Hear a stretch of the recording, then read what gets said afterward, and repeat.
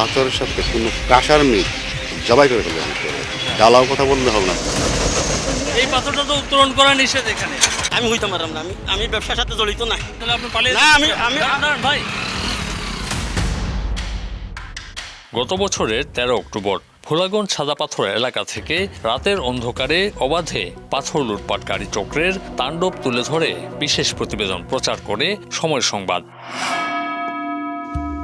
10 মাস পরের অবস্থা নিয়ে সারা দেশে সৃষ্টি হয়েছে তোলপাড়। এক সময়ের নয়নাভিরাম সাদা পাথর পর্যটন স্পট থেকে লুটে নেওয়া হয়েছে প্রায় 1.5 কোটি ঘনফুটের বেশি পাথর। প্রতিবাদে ফুঁসে উঠেছে গোটা দেশ।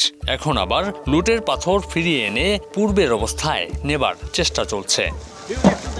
মিডিয়া দেখেও দেখেন না, পুলিশে দেখেও দেখেন না। জেলা প্রশাসনের গাফলতির কারণে এই ধরনের একটা অপকর্ম হয়ে গিয়েছে। আপনার প্রিয় কাপড়ের যত্নে এলো এনজাইম সমৃদ্ধ Arik silver wash detergent powder 500 গ্রাম মাত্র 70 টাকা। প্রিমার্ক। অনেকটা সিনেমার গল্পের মতো শোনালেও সময় সংবাদের অনুসন্ধান বলছে দেশ বিদেশে আলোচনার তুঙ্গে থাকা সিলেটের সাদা পাথর পর্যটন এলাকার এই তোলপাড় করা ঘটনাটি একটি পরিকল্পিত ও সমন্বিত সংগঠিত অপরাধ।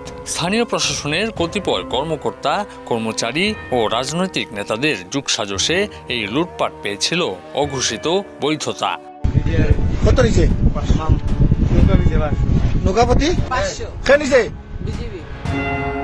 লুটপাট চলাকালে কোম্পানিগঞ্জ থানা পুলিশের ভূমিকা নিয়েও আছে নানা প্রশ্ন।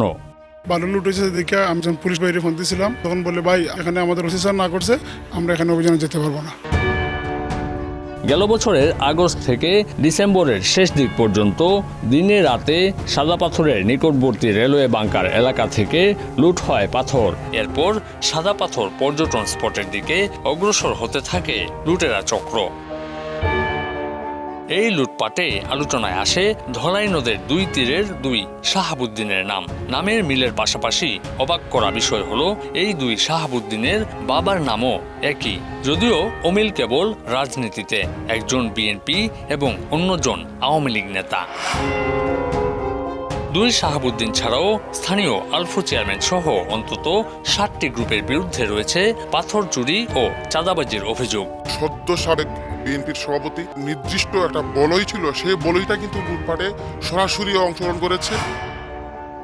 কয়েক মাসে রেলওয়ে বাংকার এলাকা পরিণত হয় ধ্বংসস্তূপে। সাদা পাথর পর্যটন স্পটের প্রায় 50 ভাগ পাথরই গায়েব করে দেয় লুটেরা চক্র। লুটপাট যখন শতভাগ সফল তখন টনক নড়ে সবারই। দলীয় পদ স্থগিত হয় কোম্পানিগঞ্জ উপজেলা বিএনপির সভাপতি সেই শাহাবুদ্দিনের। অভিযানের নামে জেলা প্রশাসন ও যৌথ বাহিনী তল্লাশি শুরু হয় পাথরবাহী ট্রাকগুলোতেও। আমার হাতে যে পাথরটি আপনারা দেখতে পাচ্ছেন, এই পাথরটি স্থানীয়ভাবে উত্তোলন করা নিষিদ্ধ, যেটি আসলে দেশীয় পাথর। এই এলাকাতে এলসির পাথর ঢাকায় যায় বলেই একটি প্রচারণা রয়েছে এবং এই এলসির পাথরের চাদরে মুড়িয়ে এই পাথরটি আসলে নিয়ে যাওয়া হচ্ছে অনেকটা কৌশলে। এসব ট্রাকের সঙ্গে চুরি হওয়া পাথর পরিবহনে কিভাবে চুক্তি হয়েছিল তা জানার চেষ্টা করে সময় সংবাদ।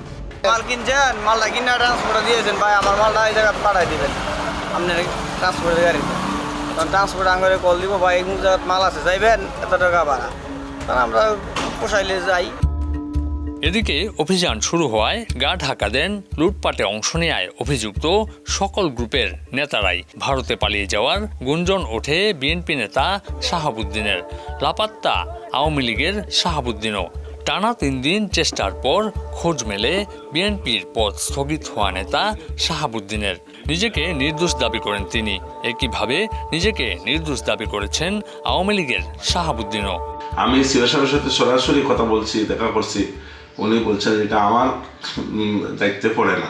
এবং আমি ডিসি সাহেবের সাথে কথা বলছি, বারবার আমরা ডিসি সাহেবের সাথে কথা বলছি এবং এসপি সাহেবের সাথে দেখা করছি, কথা বলছি, কিন্তু সবাই বলছে দেখবো, আমরা দেখবো। কিন্তু এই দেখতে যেতে এইগুলো সব এই লুটপাট হয়ে গেছে। এখন সবাই দায় আমার উপরে চাপাইতেছে। আমি এই ব্যাপারে কিছু জানি না, যে যার মতো করে পারে আনছে, এরা হয়তো উদ্দেশ্য হতে পারে যে আমি এগুলো করছি। এদিকে অভিযুক্ত আলফু চেয়ারম্যানের খোঁজে তার থানাবাজার এলাকায় ভাড়া বাসায় গিয়ে তাকে পাওয়া যায়নি। তবে অভিযোগ অস্বীকার করেছেন তার স্বজনরা। আমাদের ফ্যামিলি পাথরের সাথে কোনো সংযোগ নাই। এদিকে স্থানীয় উপজেলা নির্বাহী কর্মকর্তার উপস্থিতিতেই পাথর লুটপাটের অভিযোগ ওঠে।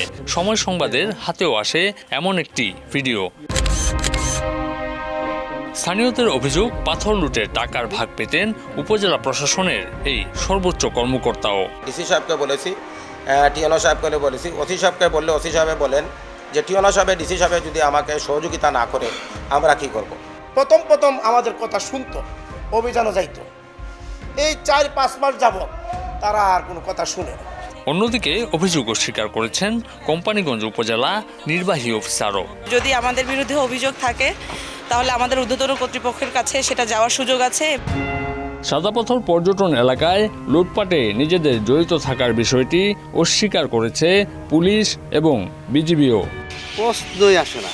যদি কেউ বলতে পারে পাথরের সাথে কোনো কাঁসার মিল, ওখান থেকে আমি চাকরি ছেড়ে এখন চলে যাবো। আমরাও কিছু লোক আইডেন্টিফাই করতে পেরেছি, চিনি, জানি, সো আমরাও হেল্প করব। যদি আমাদের কারো ইনভলভমেন্ট থাকে এক্ষেত্রে ব্যস্ততা থাকে, সেটার বিষয়ে আমরা দেখব।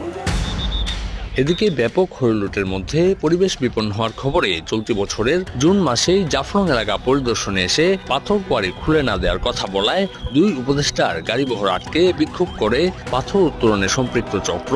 বিক্ষোভের এক পর্যায়ে সাদাপাথর এলাকা পরিদর্শন না করেই ঢাকায় ফিরে যেতে হয় 2 উপদেষ্টাকে।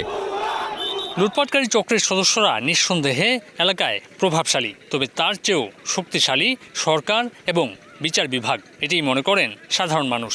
তাই ন্যায় বিচার নিশ্চিত হলে এমন অপরাধ আর সংঘটিত হবে না বলে মনে করেন সুধীজনরা।